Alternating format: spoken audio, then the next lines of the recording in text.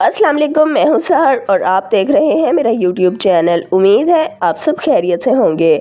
नाज़रीन, आज की वीडियो में हम आपके लिए लेके आए हैं बहुत ही शानदार टिप्स। असली शहद की पहचान करने के लिए मायोनीज बनाते हुए पतली हो जाए, अखरोट की गिरी साबुत निकालने, मूंगफली के छिलके आसानी से उतारने, शहद की बोतल को चींटियों से बचाने, गाढ़ी और मज़ेदार चटनी बनाने और ऐसी मज़ीद कई टिप्स के लिए वीडियो को आखिर तक ज़रूर देखिएगा।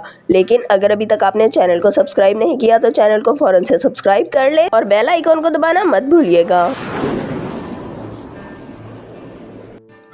असली और नकली शहद की पहचान आसानी से करने के लिए मार्केट में नकली शहद की शक्ल सूरत देखकर ये पहचानना मुश्किल हो जाता है कि ये असली शहद है या नकली।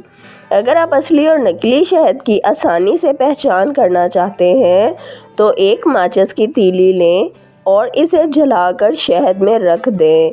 अगर माचिस की तीली जलती रहे तो शहद असली है और अगर तीली बुझ जाए तो शहद नकली है। नंबर 2, असली और नकली शहद की आसानी से पहचान करने के लिए एक गिलास में पानी लें और इसमें थोड़ा सा शहद चम्मच की मदद से डालें और इसे पानी में मिक्स करें। अगर शहद पानी में मिक्स हो गया तो ये नकली है और अगर ये पानी की सतह में बैठ जाए तो शहद असली है। मायोनीज बनाते हुए पतली हो जाए तो अगर आप घर में मायोनीज बनाएं और ये पतली हो जाए और आप इसे गाढ़ा करना चाहते हैं तो एक प्याली में एक अंडे की जर्दी और 2 से 3 कतरे लीमू का रस डालकर इन्हें अच्छी तरह मिक्स कर लें और इस पेस्ट को मायोनीज में मिक्स कर दें। इस तरीके से मायोनीज गाढ़ी हो जाएगी और इसका जायका भी ख़राब नहीं होगा। अखरोट की गिरी साबुत निकालने के लिए अगर आप अखरोट की गिरी टूटने से बचाना चाहते हैं और इसे बिल्कुल साबुत निकालना चाहते हैं तो अखरोट को तोड़ने से पहले इन्हें कुछ देर के लिए गर्म पानी में भिगोकर रख दें। इसके बाद अखरोट तोड़ेंगे तो ये बहुत ही आसानी से टूट जाएंगे और इनकी गिरी भी साबुत निकलेगी। मूंगफली का छिलका आसानी से उतारने के लिए अगर आप मूंगफली के अंदर वाले छिलके बहुत ही आसानी से उतारना चाहते हैं तो एक कढ़ाई में मूंगफली के दाने डालकर इन्हें दरमियानी आंच पर अच्छी तरह भूनें।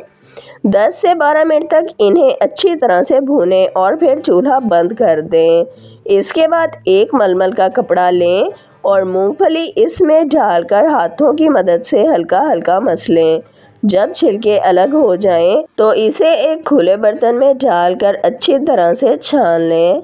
इस तरीके से मूंगफली अलग और इसके छिलके अलग हो जाएंगे। नंबर 2, अगर मूंगफली को भूनते हुए इस पर हल्का सा पानी का छींटा लगा दें और इसे साथ साथ भूनते जाएं। तकरीबन 10 से 15 मिनट तक भूनें तो इस तरीके से मूंगफली मज़ेदार भी होगी और इसका छिलका भी बहुत ही आसानी से उतर जाएगा। इसके अलावा ये जलने से भी महफूज रहेगी। शहद की बोतल को चींटियों से बचाने के लिए अगर आप शहद की बोतल को चींटियों से बचाना चाहते हैं तो शहद की बोतल में 3 से 4 लौंगे रख दें। इस तरीके से चींटियां शहद की बोतल से दूर रहेंगी। नंबर 2, अगर आप शहद की बोतल को चींटियों से बचाना चाहते हैं तो एक प्लेट या किसी भी खुले बर्तन में थोड़ा सा पानी डालें और इसमें शहद की बोतल को रख दें। इस तरीके से शहद चींटियों से महफूज रहेगा। मज़ेदार और गाढ़ी चटनी बनाने के लिए अगर आप ब्लेंडर में चटनी पीस रहे हैं तो चटनी बनाते हुए इसमें नमक बिल्कुल भी ना डालें। नमक डालने से चटनी पतली हो जाएगी। चटनी बनाने के बाद इसमें नमक शामिल करें। वीडियो को लाइक, शेयर और सब्सक्राइब कर दें। बेल आइकॉन को दबा दें ताकि आपको हमारी आने वाली तमाम वीडियोस का नोटिफिकेशन सबसे पहले मिलता रहे। वीडियो को अपने फ्रेंड्स और फैमिली के साथ ज़रूर शेयर करें ताकि वो भी इन कीमती टोटकों से फ़ायदा उठा सकें। अगर आप भी किसी मसले का हल जानना या बताना चाहते हैं तो कमेंट सेक्शन में लिख दें। अपना ख्याल रखिएगा। हमें इजाज़त दीजिए। अल्लाह हाफिज़।